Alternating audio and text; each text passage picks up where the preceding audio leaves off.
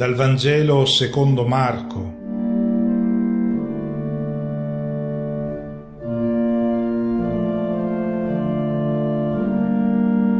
Una buona domenica a tutti. Per capire il brano evangelico di oggi, noi lo dobbiamo collocare nel contesto. Cos'è capitato prima della scena imbarazzante che ci viene raccontata, quella dei due fratelli che si presentano da Gesù e gli dicono: quando tu sarai nella gloria, noi vogliamo i primi posti. Cos'era capitato prima? Era successo che Gesù, per la terza volta, aveva richiamato ai discepoli qual era il suo destino, la sua gloria, cioè la manifestazione della sua bellezza, della bellezza dell'uomo incarnato da lui, colui che dona la vita. E per la terza volta Gesù dice: noi andiamo a Gerusalemme e il figlio dell'uomo sarà consegnato alle autorità religiose. Consegnato da chi? Noi pensiamo subito a Giuda, No, questo è un passivo divino, il padre che consegna l'agnello in mezzo ai lupi, l'unico modo che aveva per mostrare ai lupi che erano lupi, altrimenti era tutto logico il comportamento che loro avevano. Ma di fronte a uno che assume un comportamento diverso, anche gli altri si rendono conto concretamente che non erano uomini, erano belve. Soltanto quando vedono un agnello prendono coscienza di questo. È stato necessario che il padre consegnasse suo figlio nelle mani di questi lupi. Che cosa faranno a questo agnello? Vengono elencate 7 azioni. Lo condannano a morte, lo consegnano ai pagani, lo scherniscono, gli sputano addosso, lo flagellano, lo uccidono. Sono 6 azioni compiute dagli uomini.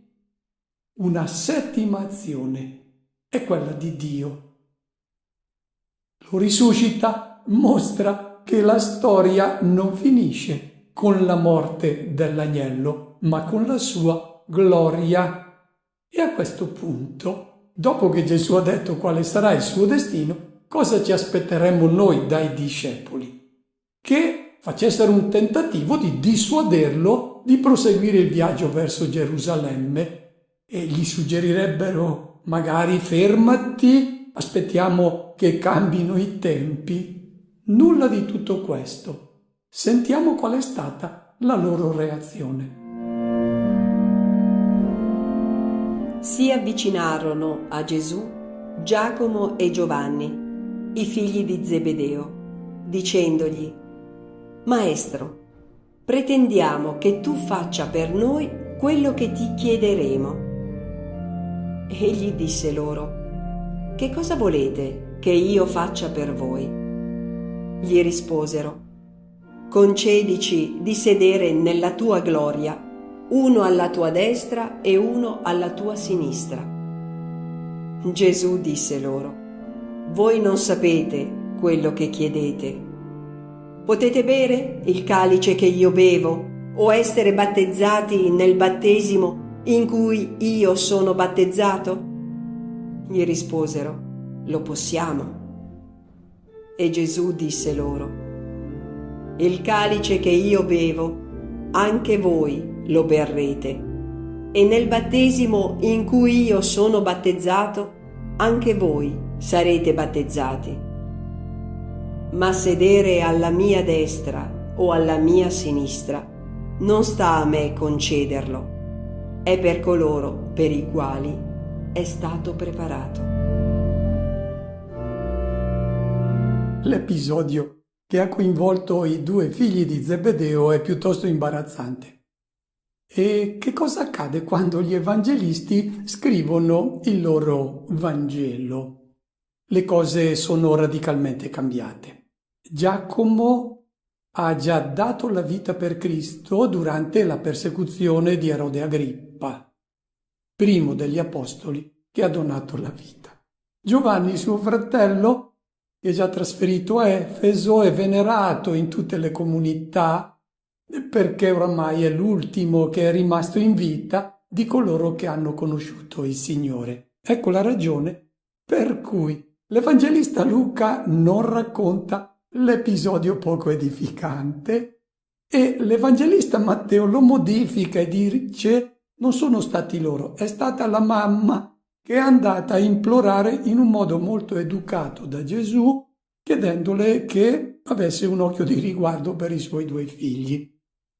No, i fatti si sono svolti come ce li racconta Marco, che è il più vicino a ciò che è accaduto. Erano loro 2 che erano affamati di protagonismo. Si presentano da Gesù e impiegano un'espressione poco educata. Gli dicono: noi pretendiamo che tu faccia quello che ti chiediamo. Ci devi accontentare. Gesù risponde: cosa volete che io faccia per voi? Gesù li conosce, sa che i suoi discepoli hanno in mente i loro sogni, cioè diventare persone grandi, importanti, dei dominatori. Lo ha già detto Gesù a Pietro: i tuoi pensieri sono quelli del Satan. Tu ragioni secondo i criteri di questo mondo, i criteri degli uomini, e io voglio liberarti da questo demone che ti disumanizza, perché se tu diventi un dominatore lo devi capire, non sei un uomo, sei una belva. Io sono venuto per liberarti da questa forza che ti disumanizza, che ti fa bramare il potere. Voglio che tu ragioni secondo i criteri di Dio. Voglio salvarti. Questa è la salvezza, non andare in paradiso. Lasciarsi salvare oggi. E ci vuole del tempo, ci vuole riflessione, ci vuole ascolto ripetuto del Vangelo per assimilare questo pensiero che è quello di Dio. E Gesù lo sa, che la scelta che lui propone ripugna alla nostra natura, perché non ci viene spontaneo donare tutto per amore, ci viene spontaneo l'opposto, cioè trattenere per noi e asservire tutti per il nostro egoismo. È per questo che Gesù è molto paziente ed ecco la sua pedagogia. Conosce già i loro sogni perché per 2 volte glieli ha già posti in evidenza. Ricordiamo quando a Cafarnao ha chiesto loro: ma di che cosa parlavate lungo la strada? Vuole sempre fare emergere quel demone che li sta guidando e mettere dentro di loro con la sua parola il suo spirito. Domanda: cosa volete che io faccia per voi? Presentatemi sinceramente i vostri sogni, poi li valutiamo insieme e verifichiamo se i vostri sogni vi portano a una realizzazione autentica della vita umana. Notiamo come Gesù non dice subito: voi siete fuori strada, siete orgogliosi, siete degli ignoranti, non capite, ve l'ho già detto. No, vuole tirar fuori pian piano questo demonio che li guida. È ciò che deve accadere per noi nella preghiera. È molto bello che noi tiriamo fuori i nostri sogni, perché può darsi che siano in sintonia con i suoi. La preghiera è proprio il momento in cui noi ci confrontiamo con Dio per vedere se Lui è d'accordo che noi realizziamo quelli che sono le nostre aspirazioni. Ecco, sentiamola questo invito di Gesù a tirar fuori i nostri desideri davanti a Lui. Gli rispondono: concedici di sedere alla tua destra e alla tua sinistra quando tu sarai nella gloria. Impiegano l'esempio di ciò che accadeva nelle monarchie, dove c'era il re seduto sul trono e poi alla destra e alla sinistra c'erano coloro che condividevano con lui il potere. Gesù ha già ottenuto il suo primo risultato con la sua pedagogia. Ha fatto venire fuori il diabolico presente nei 2 discepoli. Voler essere grandi, essere i primi, È una pulsione che noi abbiamo dentro, ce l'ha messa Dio, si tratta di sapere come diventare i primi, quale grandezza raggiungere. L'equivoco nasce dal termine gloria. Gesù vuole coinvolgere nella sua gloria i suoi discepoli, si tratta di sapere qual è la gloria vera. I due fratelli conoscono soltanto una gloria, quella di chi riesce a emergere, di chi eccelle su tutti, perché accumula denaro, potere, prestigio, perché ha molti servi che si inchinano davanti a lui e gli obbediscono. Questo è il momento glorioso, non conoscono altra gloria. Per cui pensano che Gesù avrà il suo momento di gloria quando verranno cacciati i Romani e lui si siederà sul trono di Gerusalemme. È l'unica gloria a cui loro pensano. Ma è questa la gloria a cui pensa Gesù? È questa la vera grandezza? Quando è che lui diventa glorioso?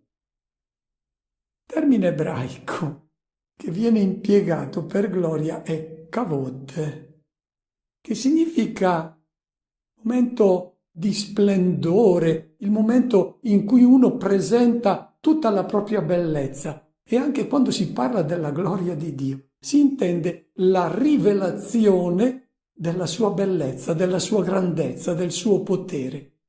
Ma gli uomini hanno pensato, hanno proiettato in Dio la loro concezione di gloria e hanno immaginato che Dio fosse glorioso quando faceva a pezzi i suoi nemici, anche quando si indignava con chi disobbediva e puniva coloro che trasgredivano i suoi comandi. Ecco, il Dio era glorioso, si mostrava come al colmo all'apice della sua gloria. La domanda: è questa la bellezza di Dio? È questa la gloria di Dio? Eccolo l'equivoco. Questa non è bellezza, questa non è gloria, questa è bruttura. Noi l'abbiamo proiettata anche sul volto di Dio. È per questo che Dio è venuto in Gesù di Nazaret a far vedere la sua gloria, cioè la sua bellezza, il dominio, il potere. Non è bellezza, non è gloria, è bruttura. E non proiettiamo in Dio questa gloria che è la nostra gloria, la gloria di chi si fa servire. L'abbiamo proiettata in Dio perché nel catechismo dicevamo che ci ha creato per servirlo. No, questa è bruttura. La bellezza, la gloria di Dio, noi la vediamo brillare sul volto di Gesù di Nazaret. E la bellezza di Dio è l'immensità del suo amore incondizionato, fino al dono totale della sua vita. Questa è la sua gloria, che è l'opposto di quella che hanno in mente i due figli di Zebedeo. Ricordiamo quello che dice Paolo nella seconda lettera ai Corinzi, quando dice che è sul volto di Gesù che noi vediamo brillare la gloria di Dio. E impiega quella bellissima espressione, Dio che disse: rifulga la luce nelle tenebre. Dio ha fatto risplendere nei nostri cuori la conoscenza della gloria di Dio, quella che brilla sul volto di Gesù di Nazaret.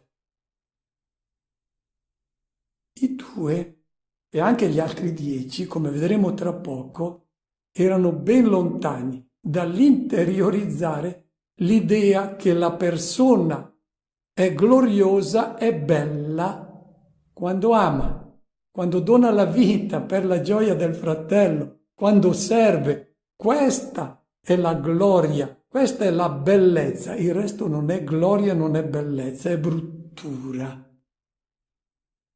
Oggi i due fratelli non erano dei semplici discepoli, ma due figure eminenti della Chiesa primitiva. Eppure, guardate come si fa fatica ad assimilare il nuovo concetto di gloria, la gloria che si rivela in Gesù di Nazaret, che è l'amore totale e incondizionato.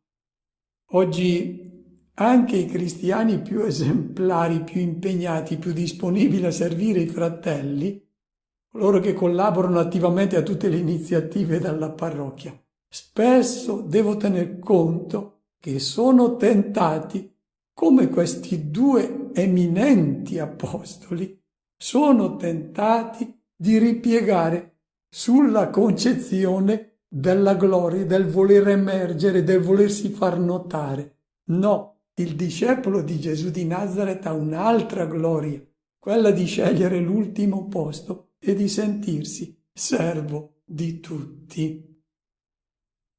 Nella Chiesa dobbiamo tenerlo presente, che questa pulsione che viene dalla logica del maligno è sempre presente. Ricordiamo la famosa frase che viene citata così spesso, che si trova nel libro Introduzione al Cristianesimo di Joseph Ratzinger, quale dice: la Chiesa per molti sta diventando l'ostacolo principale alla fede. Perché? Non riescono più a vedere in essa altro che ambizione umana del potere. Ecco, teniamolo presente, che nella nostra Chiesa va eliminato tutto quello che richiama il potere umano, i palazzi del potere, questa polvere imperiale di cui purtroppo siamo ancora molto imbrattati. Gesù dice ai due discepoli: potete bere il calice che io bevo e ricevere il battesimo con cui io sono battezzato. Impiega due immagini, quella del calice e del battesimo. La prima del calice, bere al calice, è un'espressione che ricorre nella Bibbia sia in senso positivo, cioè condividere la gioia con una persona, ma il più delle volte in senso negativo, cioè partecipare al suo destino. Ecco, cosa intende Gesù con bere al suo calice? Significa condividere la sua scelta, che è una scelta di vita donata. E vediamo poi che al termine della sua vita, quando Gesù sceglierà il segno della condivisione, dell'unione della vita del discepolo alla sua, sceglierà proprio l'Eucarestia come il bere al calice, condividere la sua scelta. È questo il centro dell'essere discepoli di Cristo. Lo richiamo spesso. Non ripieghiamo su cose secondarie. Guardiamo alla proposta che Lui ci fa, che è questa: condividere il suo calice. Poi l'immagine del battesimo significa andare fino in fondo, cioè il passaggio attraverso le acque del dono della vita. Bene, avere parte alla gloria di Gesù significa, per il discepolo, partecipare al suo destino. È il massimo della bellezza di una persona, il dono della vita per amore. E questa deve essere anche la gloria del discepolo. E Gesù chiede ai due figli di Zebedeo se sono disponibili. Non ci pensano un attimo, rispondono: lo possiamo. Vuol dire che non hanno capito. Avrebbero dovuto come minimo riflettere un momento prima di essere così decisi. Se avessero capito ci avrebbero ripensato. Pensiamo quanta confusione c'è ancora nella Chiesa su questa gloria. Vanno eliminati tutti i segni della gloria di questo mondo. Gli inchini, i baciamani, i titoli onorifici vanno scartati. Altrimenti si arriva ancora a quella scalata ai primi posti che ha creato la divisione all'interno del primo gruppo di discepoli. E Gesù dice ai due: voi berrete il mio calice, voi sarete battezzati, ma concedere i primi posti nel momento della mia gloria è per chi è stato preparato. Oggi lo sappiamo per chi è preparato, è per chi fa la scelta di diventare servo dei fratelli. Sentiamo adesso qual è la reazione degli altri 10. Gli altri 10, avendo sentito, cominciarono a indignarsi con Giacomo e Giovanni. Allora Gesù li chiamò a sé e disse loro: voi sapete che coloro i quali sono considerati i governanti delle nazioni dominano su di esse e i loro capi le opprimono. Tra voi però non è così, ma chi vuole diventare grande tra voi sarà vostro servitore, e chi vuole essere il primo tra voi sarà schiavo di tutti. Anche il Figlio dell'uomo, infatti, non è venuto per farsi servire, ma per servire e dare la propria vita in riscatto per tutti. Gli altri 10 si sono indignati con Giacomo e Giovanni. Per quale motivo si arrabbiano con i due? Forse perché, come accade anche quando si è a scuola, il prof ha ripetuto tante volte la lezione e ce ne sono due che ancora sono rimasti indietro, gli altri li rimproverano. Non è per questo. È che gli altri 10 vogliono loro i primi posti. Sono ben lontani dall'aver assimilato il pensiero del maestro. Ed ecco, dentro il primo gruppo avviene il primo scisma della Chiesa. Viene notato un piccolo dettaglio. L'Evangelista nota gli altri 10. Sappiamo che erano 10. Perché ci insiste su questo 10? La sottolineatura non è superflua, perché richiama a una divisione drammatica avvenuta nel popolo di Israele, 10 contro 2 e 2 contro 10, quando al tempo di Roboamo c'era stata la divisione fra le tribù di Israele, 2 tribù contro le 10 tribù del nord. La ragione qual era stata?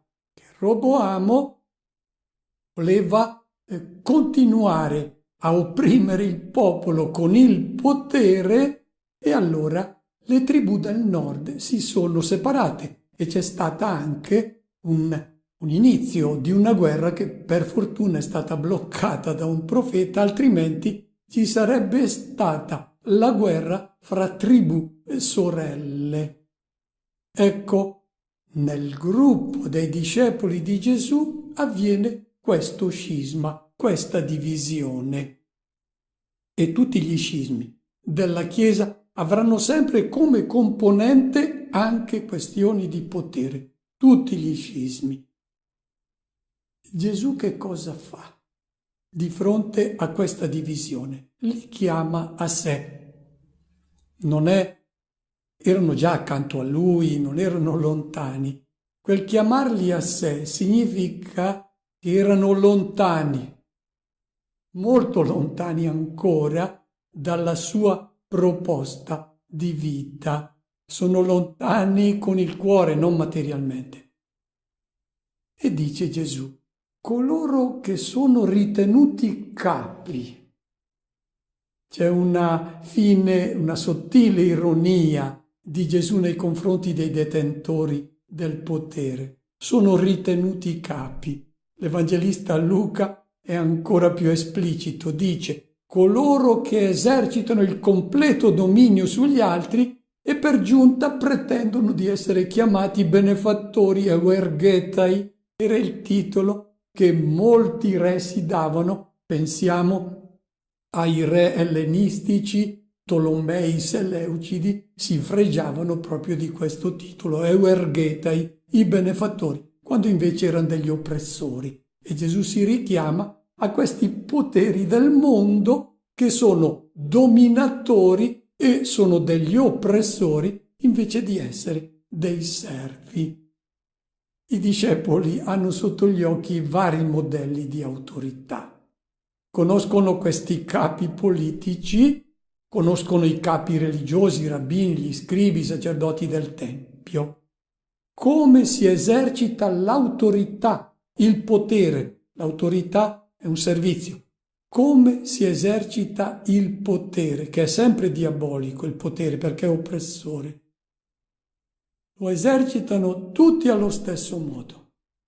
Danno ordini, pretendono privilegi, esigono di essere riveriti come prescrive il cerimoniale, davanti a loro bisogna sempre inginocchiarsi, baciare la mano, dosare attentamente i titoli, scegliendo quelli convenienti e adeguati alla posizione di prestigio che occupano, altrimenti si arrabbiano. Bene, questo è il modo come l'autorità, che dovrebbe essere servizio, diventa dominio, potere. Accade sempre così, dice Gesù. Fra voi non è così. Nessuno di questi tipi di autorità, potere, può essere preso a esempio nella famiglia dei discepoli di Cristo. E continua dicendo Gesù: fra di voi chi vuole essere grande si farà servitore e il primo diventerà lo schiavo di tutti. Eccola la nuova logica. Vuoi diventare grande? Vuoi essere il primo? Benissimo. Adesso per diventare primo devi diventare diakonos in greco e doulos. Due termini. Vogliamo capire che cosa significa. Diakonos, eccola la vera grandezza. Divenire servo, diakonos, designa il servizio che uno esercita di sua spontanea volontà. Vuoi diventare grande? Non come i criteri di questo mondo, dimentica queste grandezze e queste glorie. C'è l'opposto, diventi diacono, cioè scegli di essere servo. Chiunque abbia bisogno di te, se puoi fare qualcosa per lui, lo devi fare, perché sei un diacono, allora sei mio discepolo. E poi doulos è lo schiavo, colui che è costretto al lavoro coatto, cioè è colui che non appartiene più a se stesso, appartiene al padrone. E chi è il padrone del discepolo di Cristo? È chiunque ha bisogno del suo aiuto. Eccolo, il cristianesimo è questo, non qualche devozione per nascondere magari e illudersi quando manca l'essenziale. La gloria di Gesù, la gloria del discepolo, non è diversa da quella di questo mondo, è l'opposto delle grandezze di questo mondo. Questo mondo è grande chi domina nel mondo nuovo e chi serve. Nel mondo grande è chi sale, nel mondo nuovo è chi scende. Nel mondo i grandi sono quelli che occupano i primi posti. Nel mondo nuovo, quello a cui ha dato inizio Gesù, il posto d'onore è l'ultimo, quello dello schiavo e del servo. E dice Gesù, diaconi e schiavi di tutti. È sorprendente perché se trovo una persona un po' gradevole, allora riesco e ho piacere anche di servirla e di farle un favore. Gesù chiede al discepolo di sentirsi schiavo dei bisogni di chiunque si rivolga a lui. E poi conclude presentando la propria persona, questo figlio di Dio, questa immagine perfetta del Padre del cielo, che non vuole essere servito, ma vuole che noi lo lasciamo che ci serva. Il figlio dell'uomo non è venuto per essere servito, ma per servire e dare la propria vita in riscatto per tutti. Nelle religioni, compresa quella giudaica, Dio veniva servito dagli uomini. Dio chiedeva che tutti si inchinassero davanti a Lui. Ebbene, con Gesù cambia radicalmente questo volto di Dio. Con Gesù non chiede di essere servito, ma è Lui che si mette a servizio degli uomini. E viene per riscattarci dalle nostre schiavitù. Qual è la nostra schiavitù?